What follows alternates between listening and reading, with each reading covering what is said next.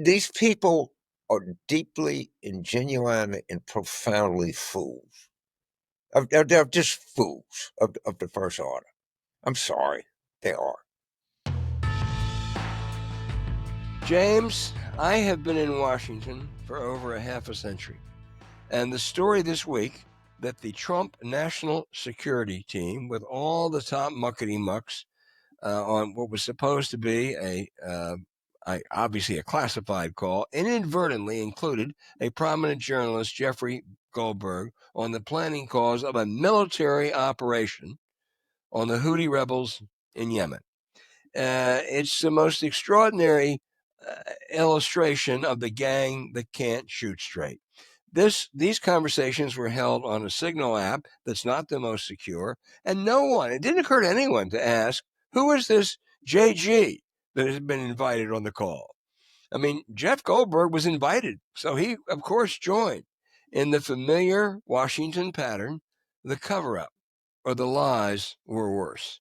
First, Secretary of Defense Hegseth and the CIA director said none of this was classified.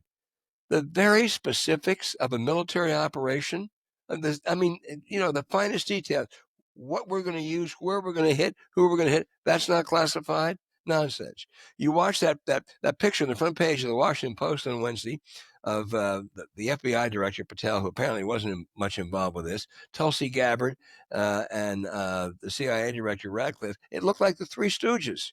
They had no idea. They were lost. Tulsi Gabbard said at first refused to even acknowledge she was on the call. I mean, it was recorded. You could hear her voice. And then they all tried to attack Jeff Goldberg. Mind you, they invited him on the call. Trump called him a sleazebag. Hegseth, it was worse. Michael Waltz, who I thought was the most capable of this sorry lot, went on Fox, where else, and fumbled and really dissembled when Laura Ingraham asked him the obvious questions. He didn't know, he said. I mean, he, again, went through this lie that this stuff wasn't classified. There's a real case here that national security laws were broken, though there's no chance this Justice Department would look into this. But, the final point I make, back 65 years ago, President Kennedy's first term, they had a disaster, the Bay of Pigs. And Kennedy acknowledged it. And you know what? It was a disaster. And his popularity rose because he told the truth and leveled with the American people. These people are incapable of doing that. And I think some people like Waltz, who might have been so inclined, you can't do it around Trump. It is all the Roy Cohn playbook. Attack, deny, lie, and always claim victory. That's what they all have to do, or the master won't let them serve anymore. And I think there's a real lesson here of a really a terribly incompetent crowd. Incompetent? I mean, okay. Is it Curly Moe? I don't know. Who's the other one? Jack, is it? So, I guess. I'm in Paris. And I'm reminded of, we're talking about John Kennedy. And when the Cuban Missile Crisis happened, he dispatched Adlai Stevenson, who I think was then the UN ambassador. It was Dean Acheson. It was Dean Acheson. He went to Paris to see him to go. And he said, I have, Monsieur President, I'm here at the behest of the President of the United States, and I have photos of the Cuban missiles. And de Gaulle said, my dear man, I need no photos. I have the word of the President of the United States. That's enough. Well, okay. So Paris 1962 is not Paris of 2025. But I just kind of remind, it's so catastrophic. In the details, of course, as you get further into the details, the worse it gets. But this is all part of a pattern of, it's wrong to call them incompetent. They're buffoons. They call it in Louisiana, couillons, is a kind of French word for clowns. They're couillons. And I'm here with some Louisiana people, and we can't stop talking about their Chaffelar River. How low can this go? We don't have any idea. We learn a new one. We go every day. Do you think this is going to stop now? Of course it's not. Of course it's not. And you mentioned Waltz. I just want to use that to pivot to a larger point. We know about the Wisconsin special election coming Tuesday, right? Let me just add two to our discussion. Florida 1, Florida 6. Okay, both are up Tuesday. I think Florida 1 is like plus 30 something Republican. Florida 6 is probably 20 up. You go to trouble to look it up. I'm not certainly saying we're going to win either one of them, but you look what happened last night in Pennsylvania. Yeah. Okay, there was a special state senate election, and it's mostly in Lancaster County. Be right about it, and it was a Trump district. Trump carried by 20 points. The Democrat won. That there is an uprising in America. There just is, and we got to recognize it and use it to our best benefit and just ride it. It's coming. Remember what Louis XIV said: "After me, the deluge." Well, the deluge is coming. I think that's right. And I think, look, the policies are horrible. It's authoritarian. It may even be worse. It's a really sorry lot. But when they're incompetent, when you are incompetent, that really makes it worse. You have these Doge henchmen throwing out people with important expertise. I mean, really, and nuclear power, nuclear energy, Social Security. It's really stunning, and there's going to be a huge price to pay.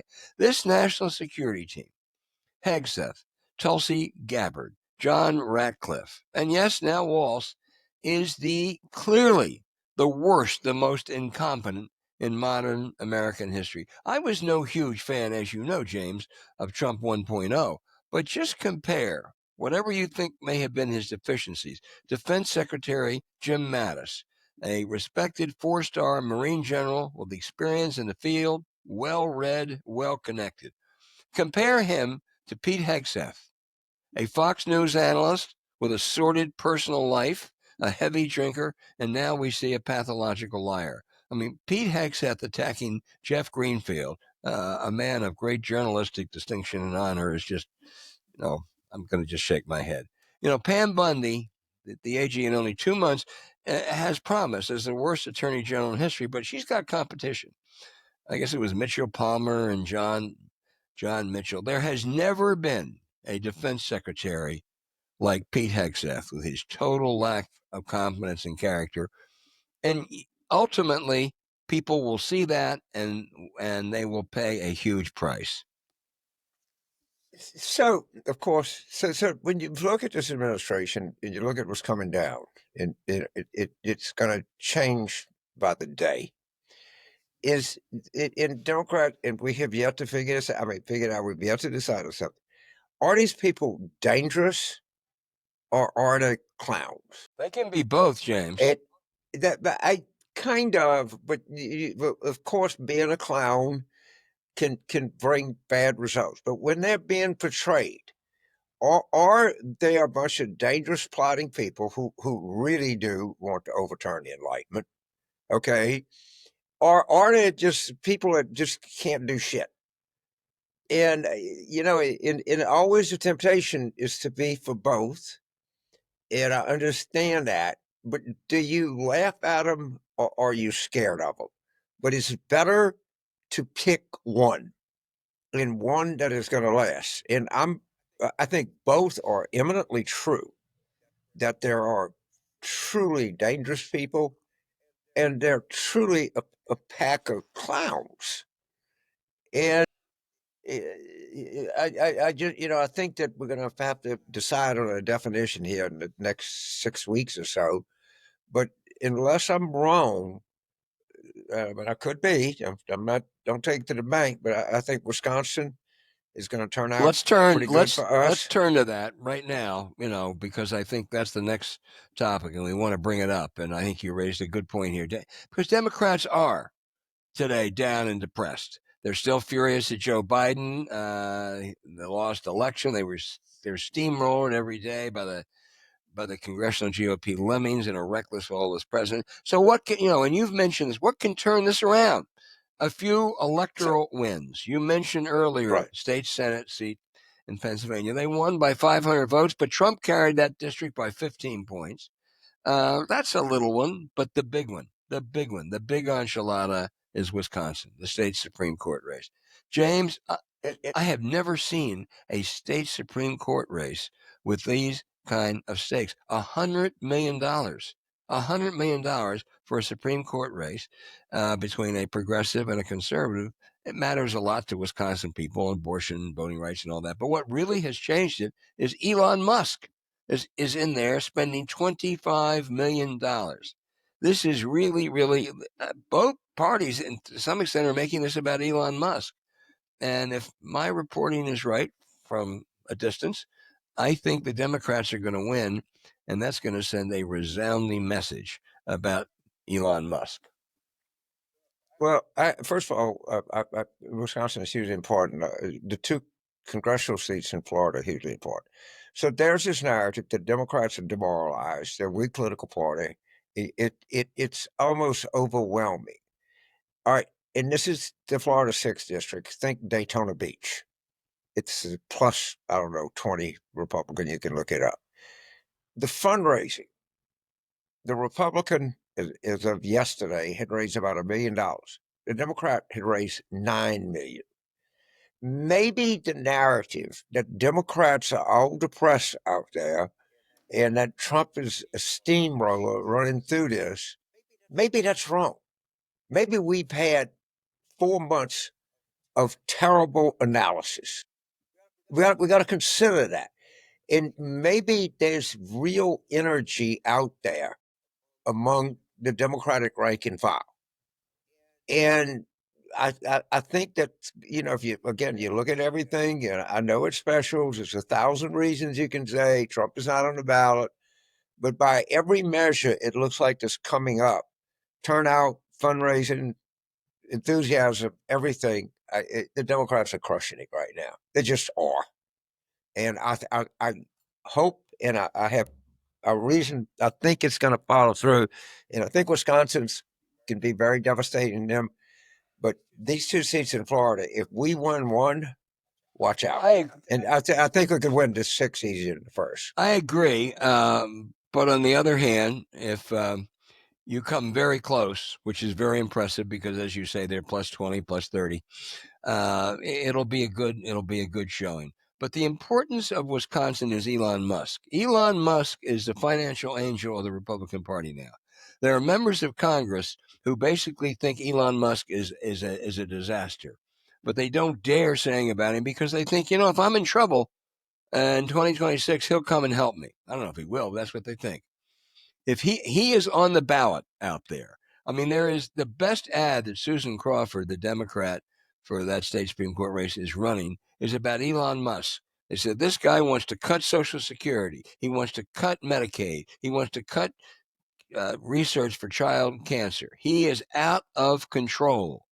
And if Elon Musk, and now Trump, of course, will say, well, that wasn't me, that was Elon. And we'll see how that plays out. But I'm really, I hope Florida produces a surprise. But I think Wisconsin is a big deal. I don't disagree. I think it sounds huge, but you'd have a big deal that would turn into a mega big deal. Yep. And let's wait and see, because certainly not. It would take something, but I mean, even Steve Bannon is like sounding the alarm about Florida 6. So, I mean, I don't know what that's worth. Maybe Bannon is, he's in a fight with Elon Musk. Of course, he can't wait to say Musk is the reason that they lost. Bannon's actually pulling for the Democrat in Wisconsin and Florida. I promise you he is. Well, and I don't take his exhortation that the Democrats could win Florida 6 because he hates Musk so much. But let's see what happens. Well, the other thing, James, if they win one of those two Florida seats, I believe my math is correct, it reduces the margin that Johnson has from 2 to 1. That means he can only afford to lose one. Right. And something, two is a lot bigger in those politics than one. You know that better than I do, but I think it is. But there's a lot to look at, and again, I think that Jeffrey Goldberg was on Morning Joe for an hour this morning. A couple of people called me and said he's been on the whole hour. And if you don't think that Jeffrey, and he deservedly, I mean, look, he was sitting there, he's sitting in his office, minding his own business, and he gets the biggest story of the decade in his lap. I mean, I guess there's a lot of people in your profession, a former profession, that are going, geez, why can't I get this lucky? And You mind your own business. And, it wasn't any great scoop. It wasn't deep throat in a parking garage. It was just like these fucking fools. No, but he handled it beautifully. He wrote a terrific piece, came back again. Yeah. I don't watch Morning Joe, but I've been reading his pieces in the Atlantic, and it's just absolutely devastating. And Walsh keeps saying, I don't know who JG was. Oh, wait a minute. This was a secure call, supposedly, with principals. And there was somebody named JG, and Walsh said, well, I don't know who it was. It was obviously a mistake. And he's asked, well, was there someone who wasn't on the call that it could have been? And they didn't make the call. And he said, yeah, there was someone who was not on the call. Well, who was that? Well, I won't tell you. I mean, it's amazing. But remember, it's even worse than that, because when the story first broke, they said none of this was classified. But they still say that. Just all bullshit. Right. Well, but he had, and then he released, he had the rest of the stuff. Right. I mean, again, these people are deeply and genuine and profoundly fools. They're just fools of the first order. I'm sorry, they are. Yeah. Well, I think this was this could end up being, not the 7 days of May, but could end up being the 7 days of March and April 1st that really turns things around. And I think, I think your point about Democrats maybe not being down. Washington Democrats are down, and that's where a lot of the reporting is being done. And it's pretty easy to talk to Washington. Correct. And we all know, from personal experience, that when you talk just to Washington Democrats or Washington Republicans, you don't get the full picture. Correct. And this is, people other than Washington are going to speak Tuesday, and they're going to speak in Wisconsin, and they're going to speak in Florida. They spoke last night in Pennsylvania. And actually, two elections in Pennsylvania. I mean, the House seat, they kept the House seat, but it was supposed to be close, and it wasn't. Yeah, and the Senate seat was supposed to not be close, and we won it.